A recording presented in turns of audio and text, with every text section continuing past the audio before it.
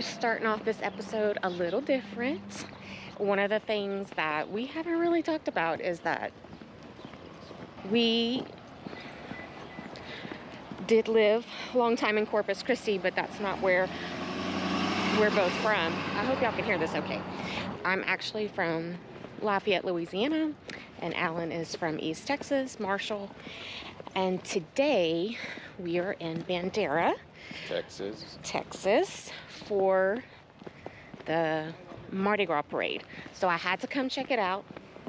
They're having big parade, gumbo cook-off, bunch of bands playing. Wayne Toops is playing tonight.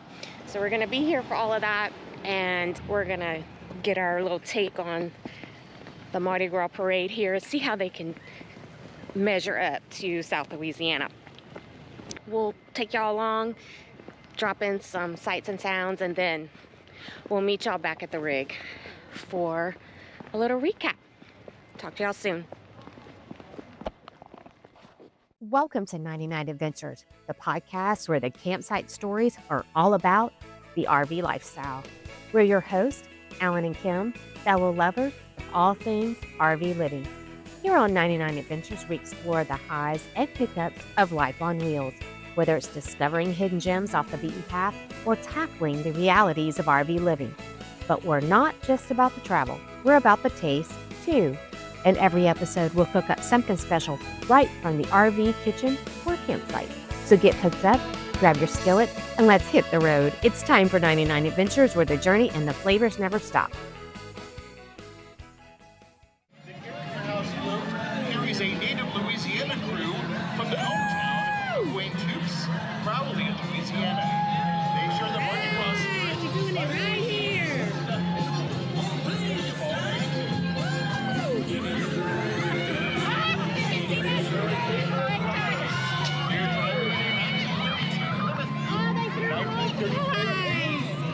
Oh, that's what they do in Mobile. In the Plymouth Coop is Kim Madden's president, Joey Kosmowski, vice president. The moon pie. Yay!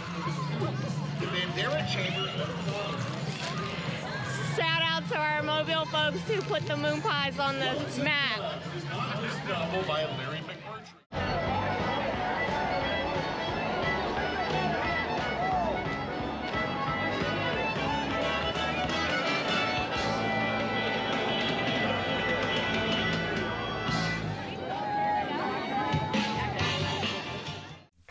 All right. Well, we're back in the rig. Yep. From our little adventure, Mardi Gras parade in Bandera, Texas.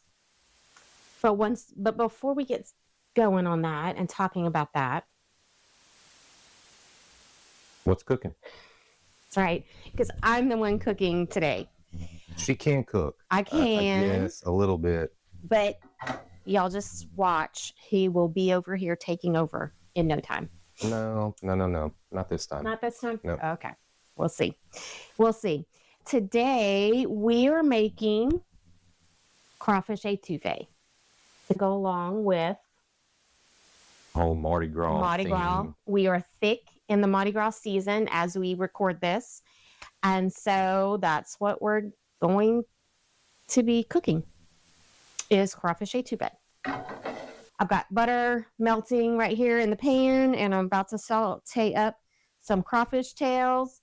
And just FYI, when you go to buy crawfish tails, be sure to check them. You can get them in the frozen food section, but look at them. They need to say certified Cajun, and they don't need to say that they were made in China.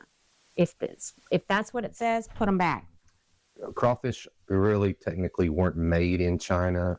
They get processed in China, and it's really not the Cajun way per se. We like to get the frozen ones that were processed and grown in Louisiana, deep south Texas, around Houston, Beaumont, Port Arthur area, and on into Louisiana. They just know what they're doing. Right. So we stick to the Acadiana Crawfish Company generally.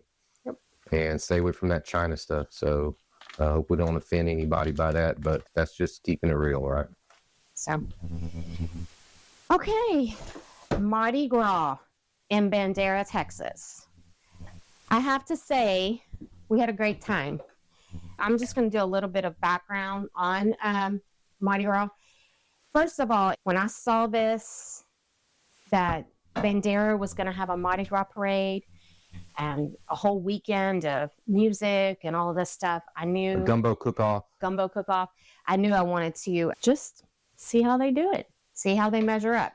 That's one of the things about RV life, like just really embracing the community that you're in. I was born and raised in South Louisiana, grew up going to Mardi Gras parades, and it may not be exactly what you thought, but hey, some things might surprise you. For sure. For sure. We were definitely surprised. Okay, so just for those of you who may not really know what Mardi Gras is and how it began, I thought I'd give a little bit of a background, and I'm going to read some of this stuff to y'all. Found an excerpt from the Daily Advertiser newspaper, which is in Lafayette, Louisiana, and kind of where it originated from and where the colors came from. The purple, gold, and green colors are the symbolic colors of the Mardi Gras tradition. Basically, this kind of started way back in the late 1800s, and the Grand Duke of Russia was coming during carnival season. And this is how it started, carnival season. Earl Laborde, he's an historian, and he wrote a book, and he says that he has a theory about where these colors came from. And basically he says that they were based on heraldry, the system of which coats of arms and other armoral bearings are devised, described, and regulated. The rule of tincture states that metals, gold or silver, should not be placed next to each other, and colors should also not be placed next to each other. Although the colors are now typically displayed in purple, green, and gold, right?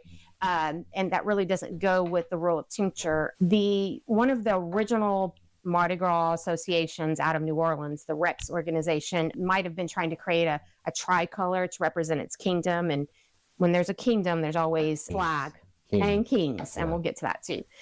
Purple is widely associated with royalty. Both metals and colors are necessary in a coat of arms according to the heraldry system. So then gold was just obvious, another obvious choice was picked. And then there was really no documented reason why they chose green, other than maybe they were just looking at the color wheel, or it wasn't a color that was widely used by on some other flags and things like that. So purple means justice, green means faith, and gold means power. Mardi Gras happens during carnival season, which takes place in all over the world. Rio de Janeiro has big carnival season, Italy, all of that. And it's the carnival season leading up to Lent. And so Mardi Gras is the day before, it's Fat Tuesday. It is the day before Ash Wednesday, which is the beginning of the Lenten season, which lasts for 6 weeks until Good Friday and Easter. That's the traditional kind of where it started. And then in South Louisiana, far South Louisiana, where I'm from, it's a little different, where the Cajuns, which were originally from Nova Scotia, kind of where they originated from. So Mardi Gras was called Courir de Mardi Gras, which just means Mardi Gras run. And I probably did not say that right. The Mardi Gras run, basically participants would get on horseback, and they would, or wagons or by foot or whatever, and they would go from farm to farm and collect ingredients for a big communal gumbo. And they would dress in like colorful costumes and masks, and maybe a big hat, like cone-shaped type hat. And they would get the ingredients. And then the capitaine, which is the captain of the parade, would release chickens. And of course, these people had been, having fun, having Let it salt. having fun and having a drink or two or more.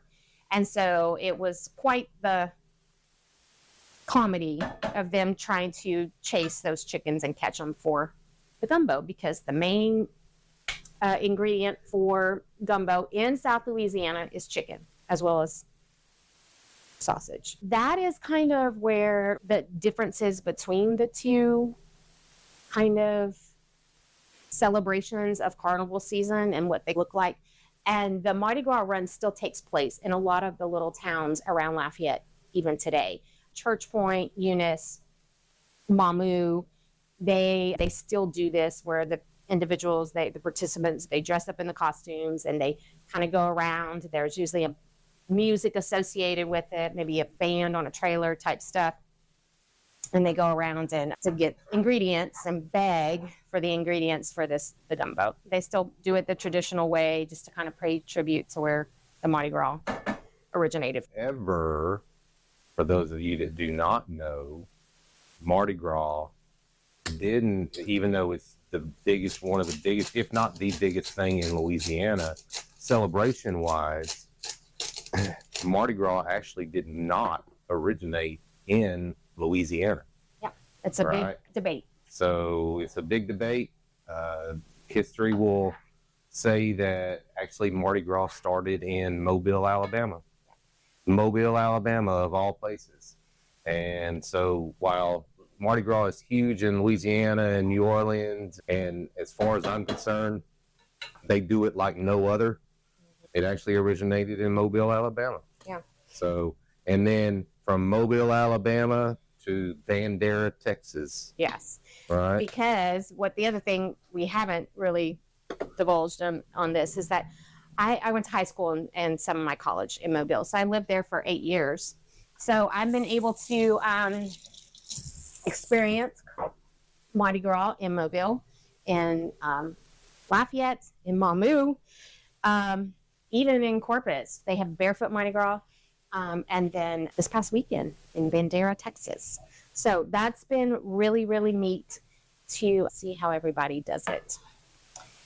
What else would we talk about? Yeah. So, how do you think the parade, just the parade, measured up, Alan, to Mardi Gras elsewhere? I thought it was outstanding. They had a little over 100 floats in this parade, which is as far as I'm concerned, is a relatively large parade, especially for Bandera, right? With a population of 937, there was 937 just on the floats alone. Yeah. So I don't even know where all these people came from, but 937, there was easily the entire street, I would have to say, Main Street, yeah. 8,000 to 10,000 people. Yeah. They said the weather was not great. It was cold, cloudy. It was 44. Yeah. Maybe a light rain every now and then, but it was manageable. Yeah. But not the thing. This town of 937 swelled to over 10,000 people. It just goes to show you that they do put on a good party, and people have recognized that over the years. There was RVs stacked up and down the road where everywhere. people came in for the weekend or for the week, and just flooded Bandera, supporting the local community. Yep. That Mardi Gras actually supports 100% of the proceeds go to their annual rodeo that Bandera puts on. And so it's some kind of rodeo association. And from what I could see, they have funding for a long time, because there was a lot of money pumped into that local community for 3 days, including ours. Lots of RVers just everywhere. And they had their golf carts and stuff like that, because there are quite a few RV parks very close to the center of town. I'm going to stop for just a minute. I am sauteing bell pepper, onion, and celery. What is that called? Holy Trinity. Yes. But you can't have the Holy Trinity, in my opinion, without garlic. So the garlic's in here too. And I've seasoned it up quite a bit. And I am going to dump these crawfish tails back in here and simmer this so it can cook down. Okay. My personal opinion is I also think they did a really good job. I'm also adding water and cornstarch. I'm using the Tony Chachere's recipe. I don't have my recipe books, and I do have Tony Chachere recipe There's book. a lot of cornstarch in there. And so I had to look it up, and I'm like, wait a minute, this isn't how I do this. And because I don't make this often, so I need a recipe. And it's really easy. You really don't need a recipe, but I do. So I finally was like, oh no, this is ridiculous. So I Googled the Tony Chachere's one. I'm like, this is what I'm used to making. So yes, there are other recipes with tomato sauce and red bell peppers and chicken stock or seafood stock and all that. I don't know how to make that. I just know how to make it the Tony Chachere way. Anyway, okay, so we're going to let this simmer, and we're going to go back to talking about the parade. I felt like they did an excellent job. Two things, though, that surprised me. And one you don't know about because I just thought about it today. But the biggest one was when you think about Mardi Gras and you think about floats, you really have that New Orleans float in mind, the very elaborate ones. They have tiers. There's beautiful costumes. Sometimes the court is on them. They have all these beautiful dresses. And so... Yeah, you ain't getting that in Bandera. That's not You how ain't it getting is. that in Bandera. No. But with all that said, all that aside, it was still excellent. Oh, it was. It was still excellent. So anybody that is in Bandera or around here having to see this, we're not bashing it at all. Oh, no. No, It was y'all did excellent. an outstanding job, and I just want to throw that out there. In South Louisiana, New Orleans, Mobile, they have Mardi Gras associations. They're called crews. And so each association, especially in Mobile and New Orleans, they have 2 weeks of parades every night, just about every night, leading up to Mardi Gras Day. Lafayette has a couple of parades. They take a little break, and then a few days leading up, they have parades every night.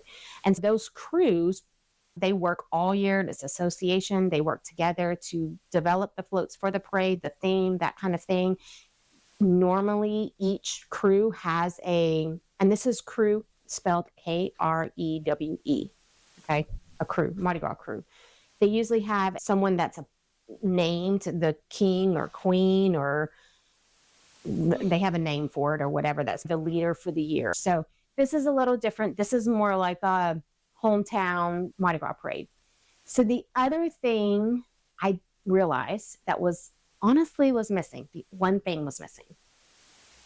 The band.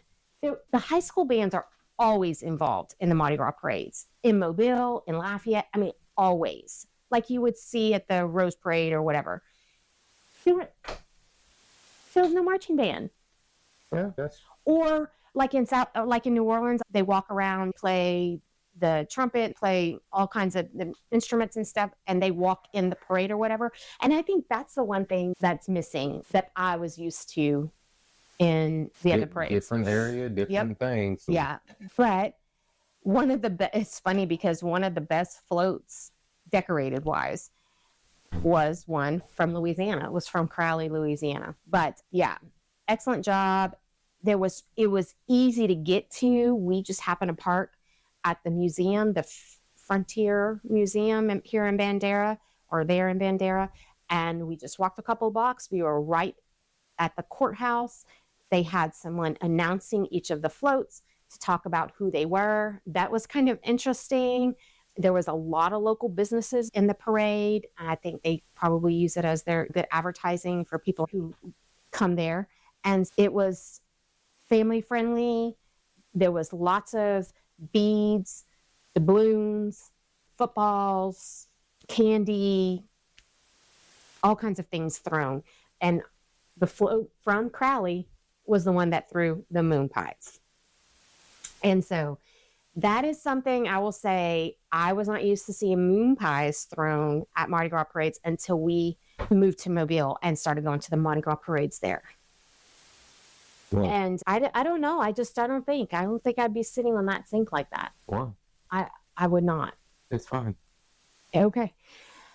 There was even moon pies, which was really cool. It's a really cool thing. After the parade, we walked down to the 11th Street Cowboy Bar and Grill is who puts this whole thing on, or they host it. And that's where all the bands were at. They had bands on Friday night, all day Saturday, and even on Sunday a little bit. No, I take that back. Thursday night, Friday night, and all day Saturday, not on Sunday. And that is also where the gumbo cook-off was at. There was, I don't know, we don't even know how many. I would say at least 15, 20? At least 15 to 20 teams that were in the gumbo cook-off. And then, so the gumbo cook-off was actually right across the street and on that street.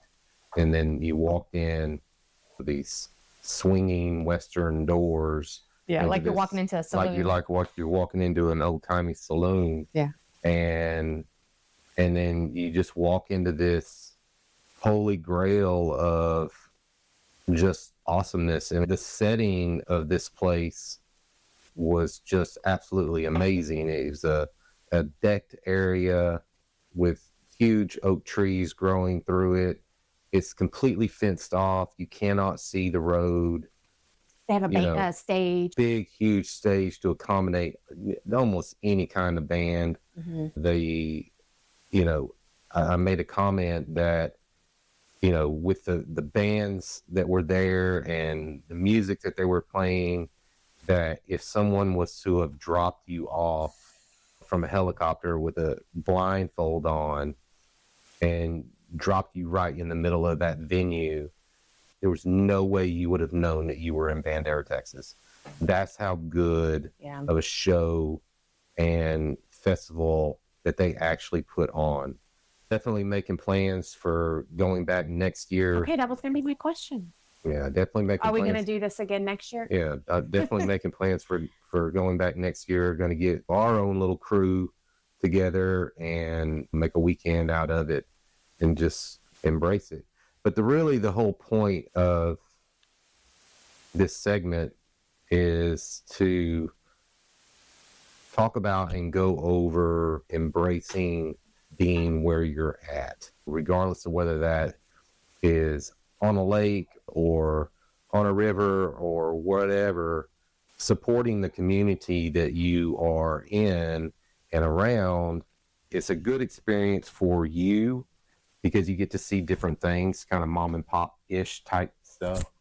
But at the end of the day, it's also equally, if not more important to those local businesses. They rely so much on people like us that travel around spending their money to support them and whatnot. So really that's the whole gist of the segment today, is to talk about just that, right? And I mentioned it earlier about how much money probably got pumped into that Bandera Rodeo Association and economy. The local economy. I wish I knew the dollar amount, but because it was hundreds of thousands, if not millions of dollars that went into that Bandera City Council or whatever you want to call it. And for a town that size, that's huge money for them. Yeah. Huge money for them. So regardless of where you're at, whether it's at a national park or a small town, get out and support them. They really rely on that stuff, and it's important to them. It's enriching to you and your family. And I would say if you're interested or you want to do Mardi Gras in South Louisiana, check out Lafayette Parish Tourism, Acadia Parish Tourism. They have a listing of all the parades, festivals, and everything that goes on around the Mardi Gras season, and tons of RV parks and stuff around the area. Check out that. And they're all family friendly, even the ones in Mobile. I know New Orleans can get a little crazy, but definitely those other places have fun, family friendly Mardi Gras parades. And like I said, the Barefoot Mardi Gras on Padre Island in Corpus, it's a good time. People get out they do it on the beach.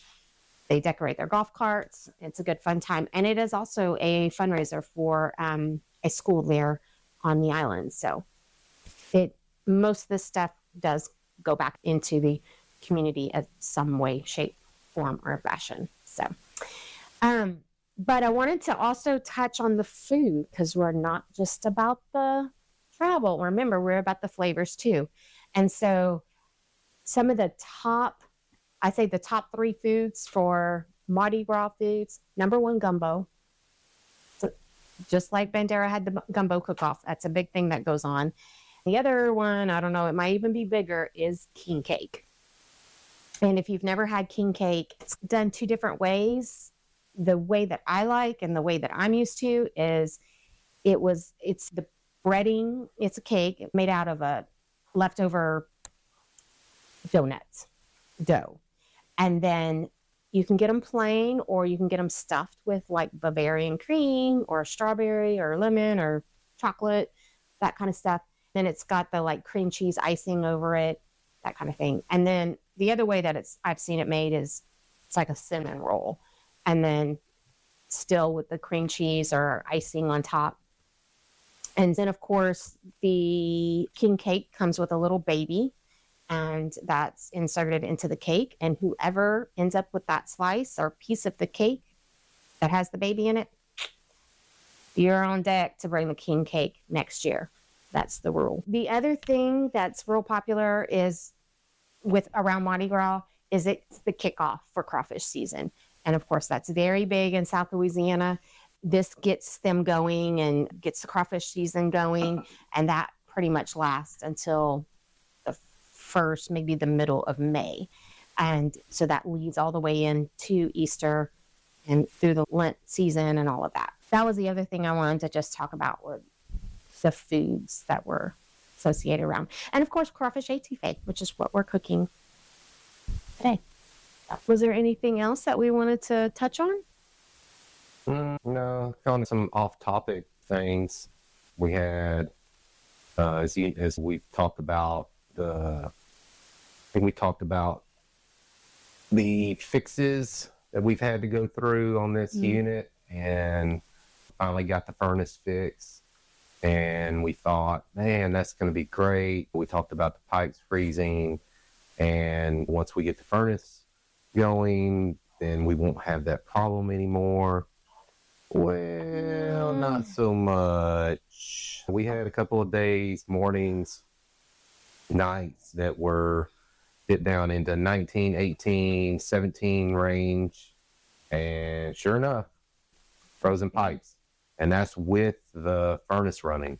I got to get under there when we have some nicer weather to pull those panels off and find out what is lacking under there in regards to insulation, and get that fixed for the next cold season.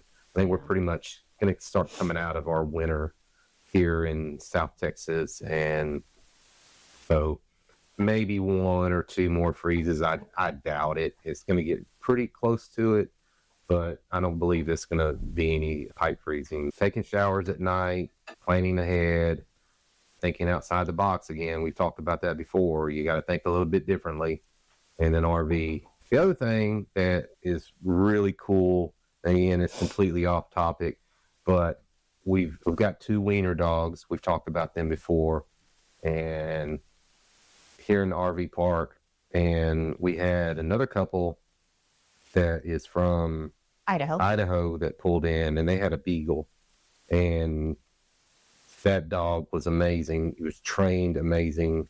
He was just a good dog. And one of the things that they used was a collar. It's actually a shock collar.